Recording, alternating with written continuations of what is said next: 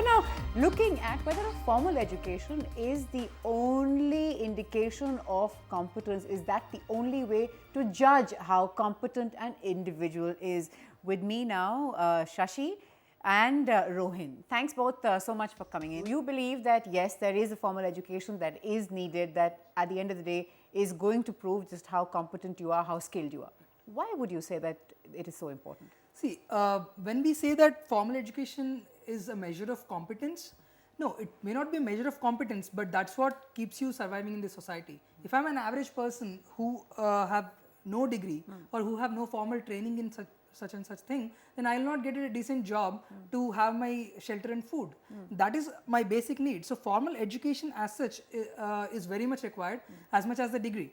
So when you don't have it, you might be able to do great things. There are always exceptions of people who do not have formal education, who do not have a degree, doing exceptionally great things in a field which they do not have degree in. But the exceptions apart, we have to look at a common man wherein they need some education and some training in order to be able to survive in the society. Right. You need to survive, and the degree is sort of proof that you struggled for it, you put in blood, sweat, tears into it, and you have something to show for it.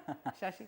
So, I would say that degree is not a determining factor for a as per if you consider the competence of a person, especially if you have just gone back in the history and seen people like Einstein or people like Rockefeller. There are many people who are very successful in their lives, but yet did not have a formal education. And in the sense, when I say formal education, I also at the same time question the formal education that we have today in India.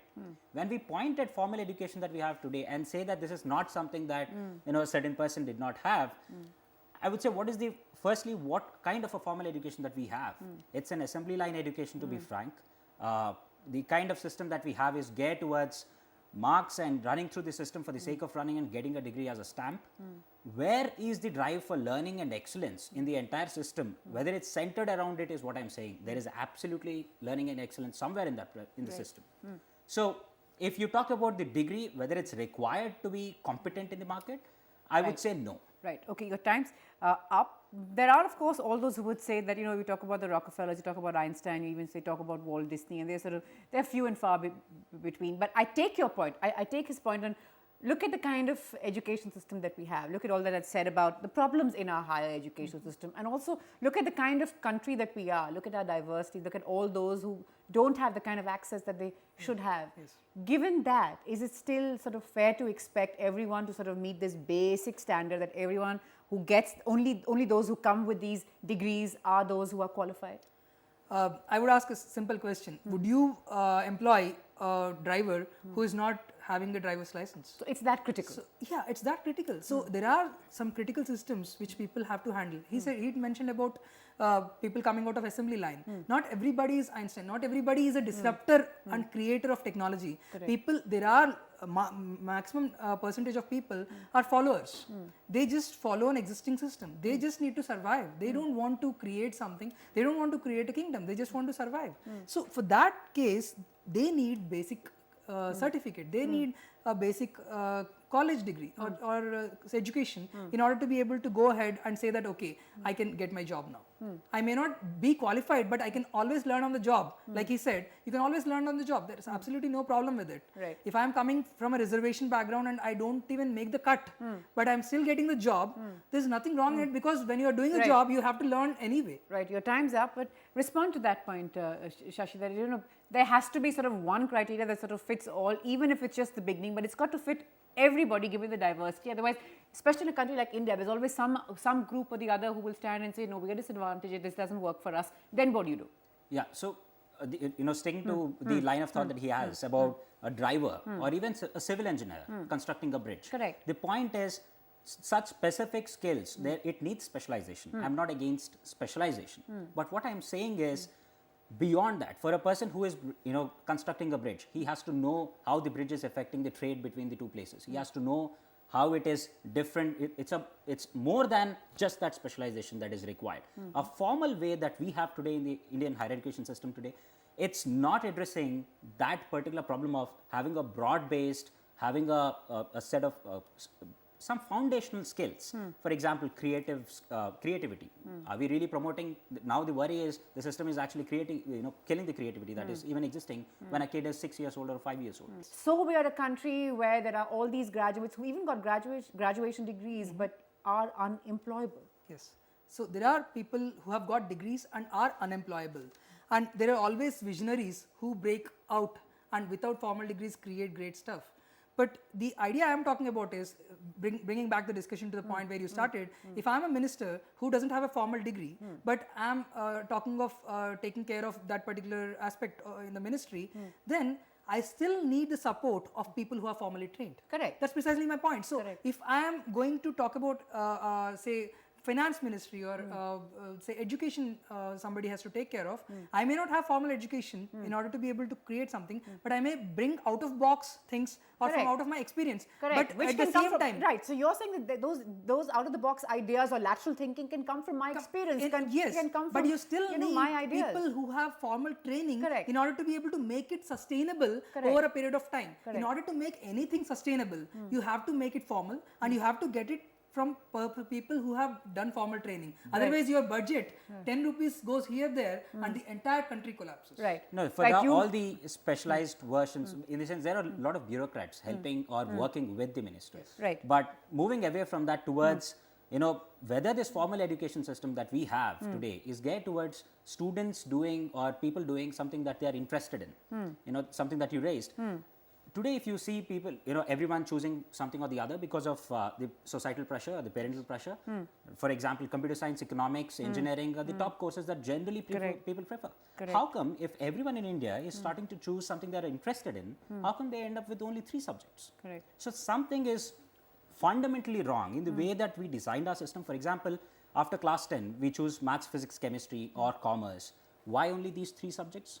For a person who is an engineer, is it not important to understand sociology? For example, 2 tribal areas connected by a bridge by a civil engineer. Is it not important for an engineer to plan things or And that's of understand course the perhaps effects? an indication of just what's wrong with our higher education, where formal education sort of loses it in a sense, and what it needs to do to get sort of prepare itself for the challenges of the next sort of decades and centuries that we have ahead of us. But you mentioned engineering. We have the engineer with us, right? I mean, Rohin's from Pilani.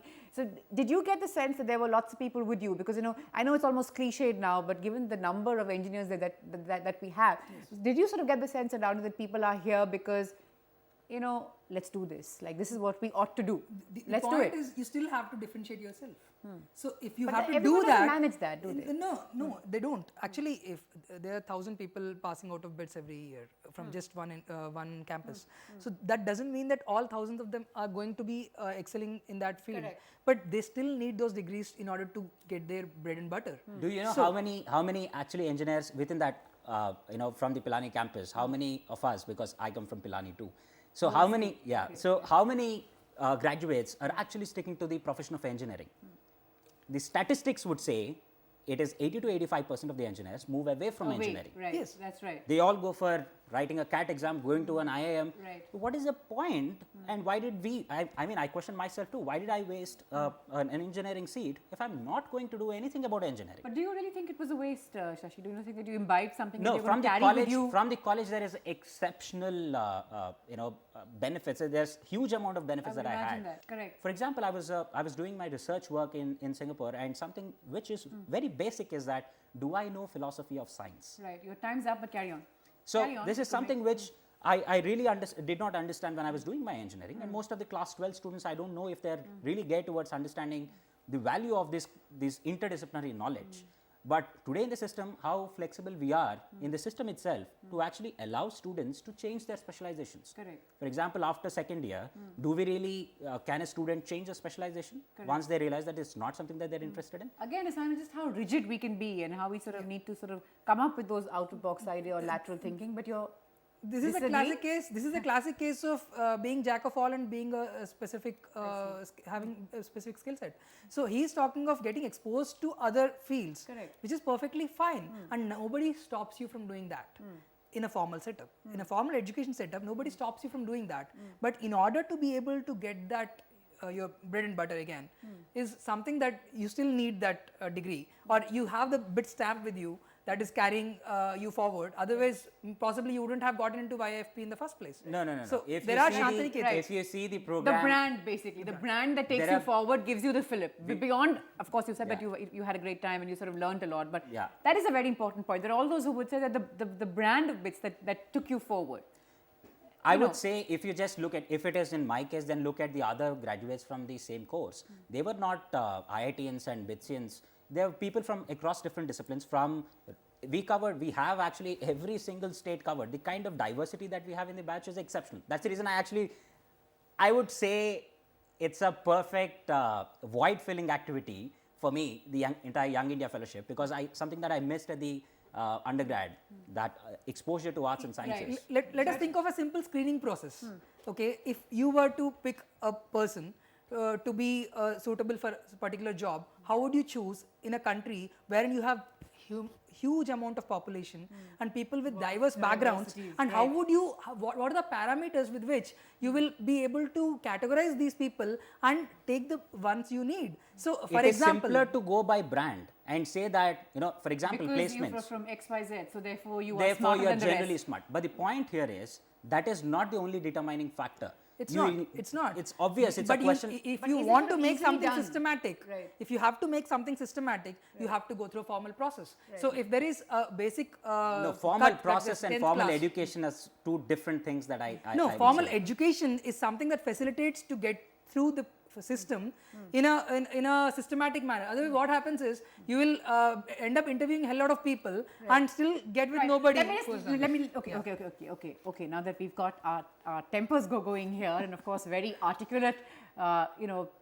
views on both sides. Let me just simplify it. You're saying that you've got to start somewhere. There's got to be some parameter. Systematic, yeah. This is perhaps one parameter. Right or wrong, this is one parameter. It is, of course, for people like you, and perhaps you as well, but, to change that or bring in the new thinking and for the minister as well. But coming back to the point that there's got to be some parameter, there's got to be sort of, how do you distinguish one from the other? I mean, you have a short interview. What do? You go by college. Kahan gaya tha? Oh, you went to the cream. You are better than the rest. What subject did you study? Oh, more sought after. What do you go by?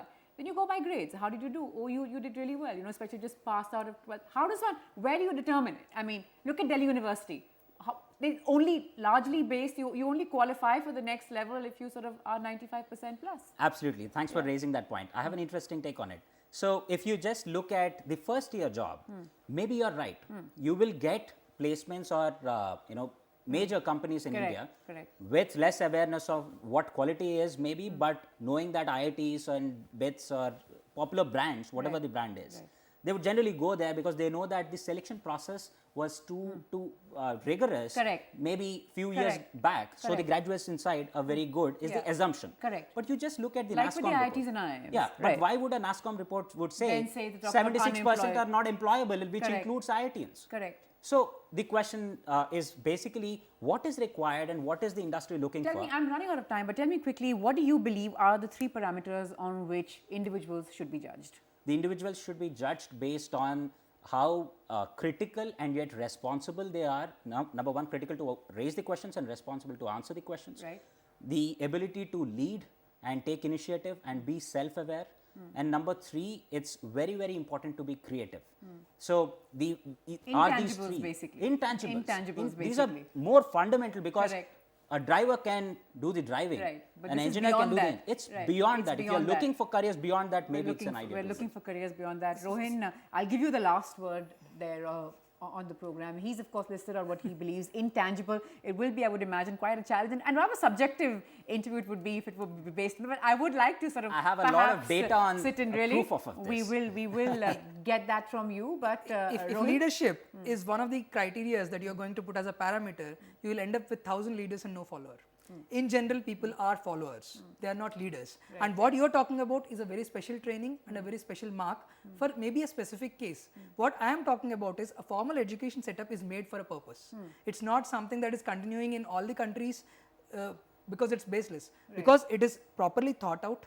A lot of people have put in so much time and energy into it, Right. on what is the basis on which they are graded, what is the basis on which the exam curriculum is, what is the basis on which they are taught, Right. and what are the experiments that one has to perform. So you're All saying it's these been are- tried and tested, it's worked. Yes. There's no need to sort of scrap it and throw it out of the No, window. one needs to put but new perhaps markers improve every it. yes. Perhaps improve one it, needs to perhaps put raise new the markers level. every now and You're then. saying no, we don't just need to improve the level, we need a sort of drastic overhaul really, as it were, and how as we approach it. Clearly the debate not yet over. I know you guys can carry on for a while more, but we have to wrap it here. Rohin, Shashi, thanks very much for taking our time to speak to us. Thanks very much. Well, that's it for now. Keep your views coming in. What do you think? How does it matter? How do you see this debate? Remember, you can tweet us, write to us on our Facebook page or even our NDTV social page. We're slipping into a quick break now after this passionate and very well argued debate. Back with lots more on the other side, including all that's making news online, all the videos and news that you missed, which we're going to make sure you don't miss anymore.